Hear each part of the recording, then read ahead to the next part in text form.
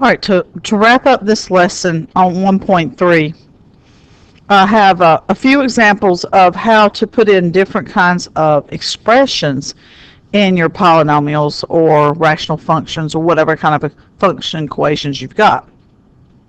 And then at the very end of this lesson, I have just a few examples of different kinds of questions they can ask off of graphs or equations. So the following values are what we're going to use for each of these questions, and we're going to replace the x in each equation with these values of x or x plus 1 or whatever they might be here.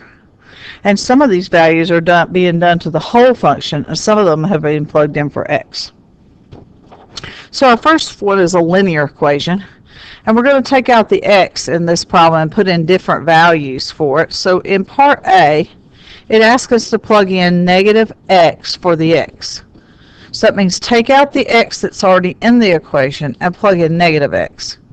Now this is a simple multiplying problem of negative 3x, because negative 1 times 3 is negative 3, and then the minus 2 is just there. So how did this change the graph?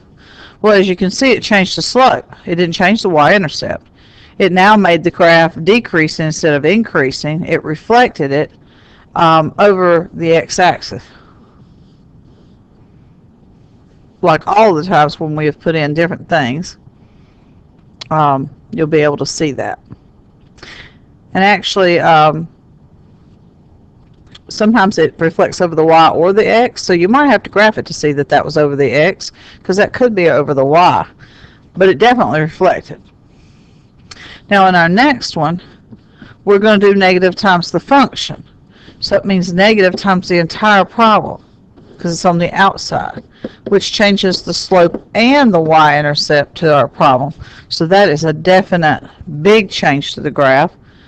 Didn't change the slant of the line in terms of how much it slants, just which direction it's going, increasing or decreasing. Now when you do an x plus 1 in for your slope, then you need to distribute and add like terms. So 3x plus 3, if you take the 2 away, you get 1. And if you compare that to the original problem, that problem looks like it just went up 3. So it's changed the y-intercept, but it did not change the slope. Now in our next problem, part D, we're supposed to put in x minus 2. So 3 times x minus 2 will make it 3x minus 6 if you distribute. Then if you bring that minus 2 down, it'll make it 3x minus 8. So this graph just shifted down 6 places from where it originally was, but kept the same slope. So it's not like I can look at the equation like we did with sine and cosine and be able to see that up, down, left, right reflection stuff, because these problems, we're plugging it into a function and having to simplify them. But they do show something. So then f of 2x, if I put that in for x, I'll get 6x minus 2. The y-intercept stayed the same, but it got much steeper. It was already stretched somewhat as far as steepness, but now it's even steeper. And then on f, it asks you to put the 2 on the outside, which means you would do 2 times the entire function and get 6x minus 4. That way it has the same steepness as a previous question, but it also changed the y-intercept. So as you can see, depending on if you do it to the whole problem versus doing it just to the x, it may not affect the whole equation, or it may change everything in the equation. So now let's look at it from the quadratic point of view, because obviously if you can do it with linear, you can do it with any functions, and we want to make sure that we think about all the different functions. So we're putting in negative x for both x's in part A.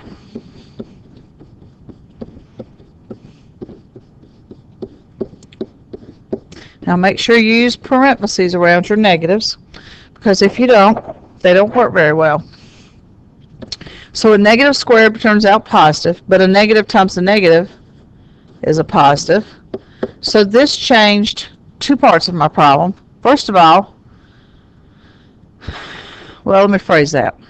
It didn't change two parts of my problem. My 2 is still the same out front, which means it stretches. And the 4 at the end for the y-intercept is still the same. All it changed was the middle term, and that would affect our vertex of our graph. So there would be some changes sometimes that you can't tell from the formula. Just knowing, you'd have to look at the graph to see it. Now in the second one, we're going to change everybody to the opposite because the negative's in front of f of x.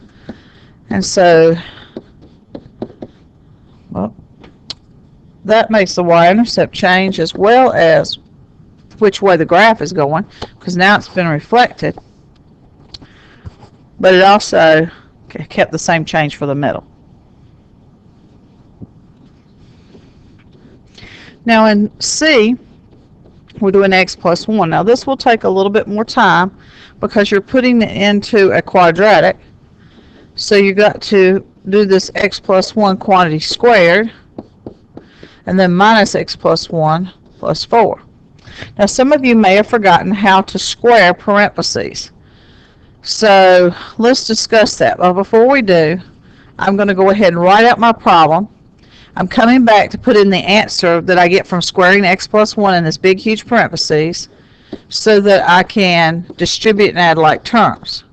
And notice I could have gone ahead and distributed that negative over here, but I decided not to. I wanted to wait to do that. So to square parentheses, there's a couple ways to do that. One way would be to write it twice, so you could foil it together, or maybe you're going to do the distributive method, or you're going to vertically multiply it. But those methods are a little time consuming. There's a much better way to square a parentheses. It's a rule for perfect squares, and let's go over that. You see, x happens to be the first term, and 1 happens to be the second term, meaning the last term. And when you look at it from that perspective, there's a rule that says that you can square the first item, and so that'll be x squared. That you can square the last item, that will be 1. Then you take in the middle, for the middle term, the first number times the last number and double it. So 1 times x is 1x, and doubled is 2x. And that's a quick way to square out a parentheses. So now I can bring that back over here and keep going with my problem on distributing and adding like terms. So now I'm going to multiply back through here with the 2. I'm going to multiply the negative through the second one and add like terms. There's only one quadratic, but 4x and negative x go together to make 3x, and 2 minus 1 is 1 plus 4 is 5. And so now I have a very different formula for b and c on my a squared plus b squared equals c squared, but it still has the same steepness of 2 in front. Now you can do the same thing with part D. If I say I want to do f of x plus, no, minus 2 is equal to 2 parentheses x minus 2 squared minus x minus 2 plus 4. Alright, let's see how this one works out. So first of all, I've got to square that parenthesis, so let me go ahead and write it out with a big blank to put the answer for that in. So I've written everything down but what x minus 2 quantity squared is. Then I'm going to come back over here and say x minus 2 quantity squared. So this is the first and the last. So square the first means x squared. Square the last means 4. And then when you go 2 times the first times the last for the middle, you get negative 4x. So it's always square the first, square the last, and I call it double the middle because the middle is made up from just multiplying the 2 items that are already in the parentheses and doubling it. So x squared minus 4x plus 4. So that comes out 2x squared minus 8x plus 8 Then distribute the negative will be minus x plus 2, and then you've got your plus 4 on the end. Now there's only one quadratic term, so if I square that, if I add like terms, that square's not got anybody to go with him. I have 2x terms, so that'll make negative 9x. And I have 8 plus 2 plus 4, which is 14. Now we're going to look at a different kind of function, because these two are technically polynomials. Let's look at an absolute value. Also, you'll notice in this problem it's a y equal to. Well, no big deal. F of x means y equal. So because y equals is the same thing as f of x, you can continue to do the same process. So in A, I want to do f of negative x. So I'm going to put negative x in my absolute value bars. Now I want you to think about this for a minute. This means negative 1 times x. So what's a negative 1 in absolute value bar is going to do? Well, it's going to turn positive.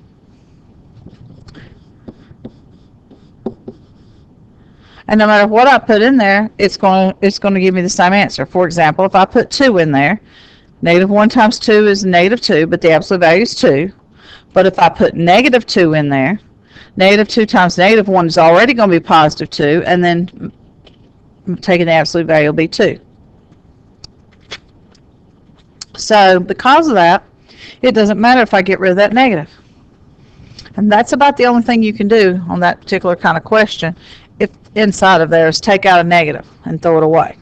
Oh, wouldn't have anything to do with the fact that that's an even function. Sometimes. That's not always an even function. But sometimes it is.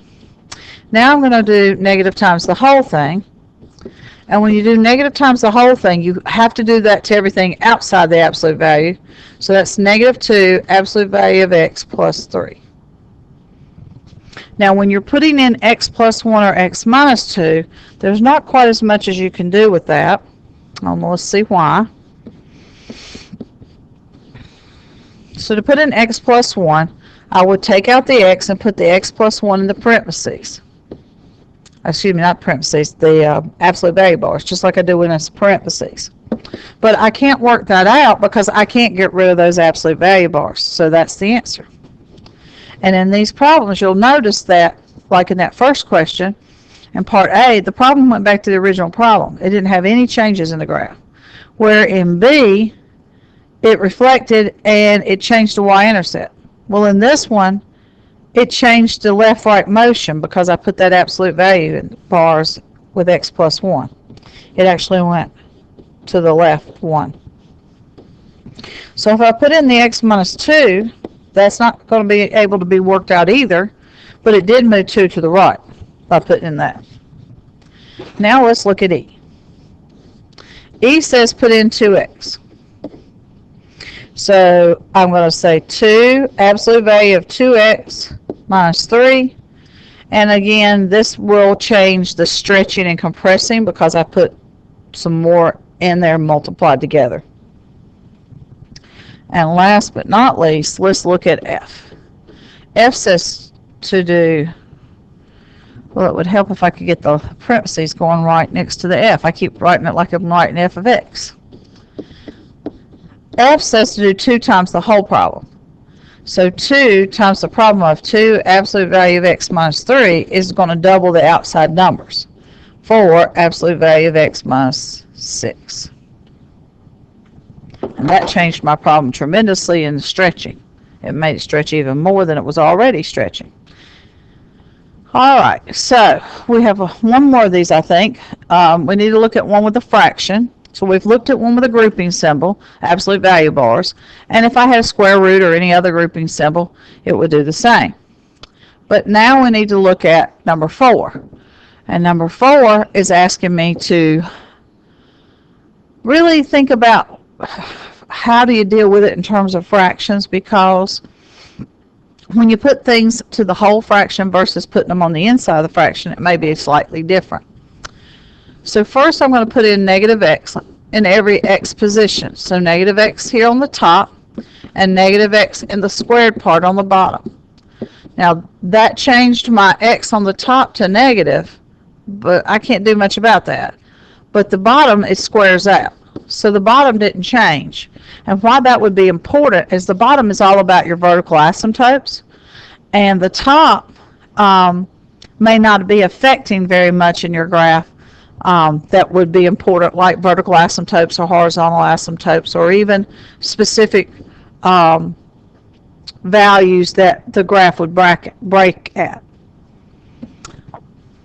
Then on the next one, we're doing -1, and you always have to make that a fraction if you're going to multiply something to a whole fraction. And I could actually choose which one I want to put the -1 through, because -1/1 is the same thing as 1 over -1. And we found that out back when we were doing our symmetry. But I think it would be better to put it through the top, because the top is a simpler polynomial than the bottom. Now, when you're putting in x plus 1 or x minus 2, keep in mind you're putting that in both of these x's. So x plus 1 is going to have the -2 on it, because I took out the x minus 2 x and put in the x plus 1 for that particular x. And then I'm going to have a squared one. So the top's going to add like terms and become -1. And the bottom, we've got to square the first, square the last, and double the middle. So let me just do that over here to the side. Square the first is x squared. Square the last is 1. 1 times x doubled is 2x. And then I got to take 25 off of that. So that's going to make it -24. So you can see you get a totally different looking function. Alright, in part D, you're asked to do the same exact thing with x minus 2. Why don't you stop the video and try these last three and come back and pick this up in just a few minutes and see if you got them right. Okay, so let's come back now and see what is it we would get. So in D, we're looking at doing x minus 2. So we put parentheses around x minus 2 where the x was in the numerator and denominator. Now on the top, that'll make x minus 4, because the -2 and the -2 make -4. On the bottom, we've got to square that. So square the first means to square the x, which makes x squared. Square the -2, you get +4, because -2 times -2 is +4. So when you square something, it's always positive. But then you're going to do -2 times x. And then you're going to double that. Well, -2 times x is -2. And doubled is -4x. So now I can put that underneath once I take away the 25. So x squared minus 4x plus, minus 21. Now normally we'd have to worry about, does that factor, will something cancel? But right now we're not really dividing these out to see that type of thing. That's going to be in our next unit. So hopefully we'll get some chances to see, do things need to reduce in fractions. And then last but not least, let's do the 2 with the 2 in it. So on E, we're doing the f of 2x, which means we're putting the 2x in on top and bottom. The top, there's nothing much you can do to it. But the bottom, you can square that out. And that squares out just normal 2x times 2x. And get 4x squared minus 25. And then our last one of these, that's supposed to be f, is 2 times the whole function. So that means 2 over 1 times the whole function of x minus 2 over x squared minus 25. Now, you can't do the 2 just to whichever one you want. When you make this into a fraction, 2 over 1, that 2 has to stay on top, because 2 divided by 1 is 2. You can't put it to the bottom, because 1 divided by 2 is a half. So it's not like -1. So you end up with 2x minus 4, because you got to distribute the top, over x squared minus 25. Now we're going to look at these last two questions, and in these last two questions you are going to be really focused on some specific notation, really is all it is. One is a graphic point of view and the other one's an equation point of view, but very similar questions. Is the point negative 110 on the graph? Well, for it to be on the graph, you have to be able to plug negative 1 into this formula and see if it comes out 10. So negative 1 squared is 1 times 3 is 3. Negative 2 times negative 1 is positive 2 plus 5, and that does add up to 10, so the answer is yes. In part B, it says if x equals 2, what is f of x? And we'll read the second part of that question in a minute. First, let's get that number. So let's plug in 2. And that's going to be 2 squared is 4 times 3 is 12. 2 times negative 2 is negative 4 plus 5. So 12 minus 4 is 8 plus 5 is 13.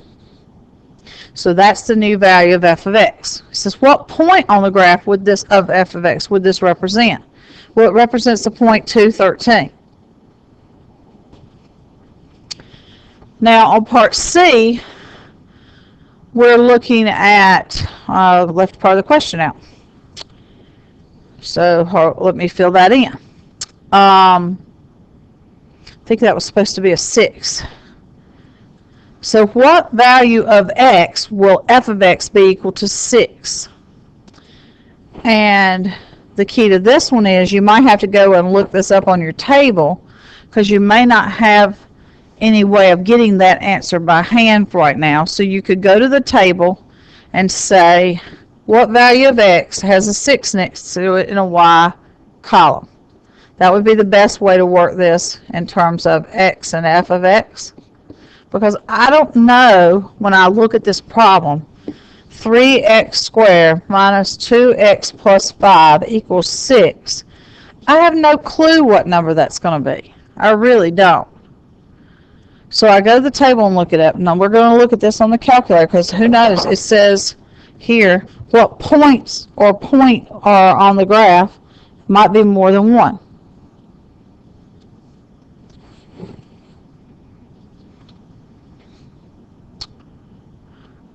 So we go to y equals, and we type in the original problem, 3x squared minus 2x plus 5, and we put 6 in the second line.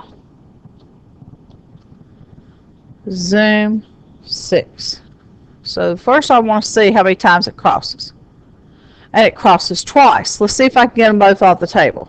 So second graph shows me a table, and I see 1, 6 is definitely 6, but I don't see the other one. That's probably because it's not a whole number, and that's why the table's not always the best method.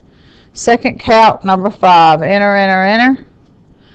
Negative 1/3, because 3 repeating is 1/3, and negative second count, number 5, up and over to the other one. I hit the up button one time to make it go straight across. And that one was 1. So the answer to this question is x equals 1 and negative 1/3. So now the problem is saying, well, what is the point or points on the graph? Well, that would be 1, 6 and negative 1/3 6, because 6 was the y value that we were trying to find x's for.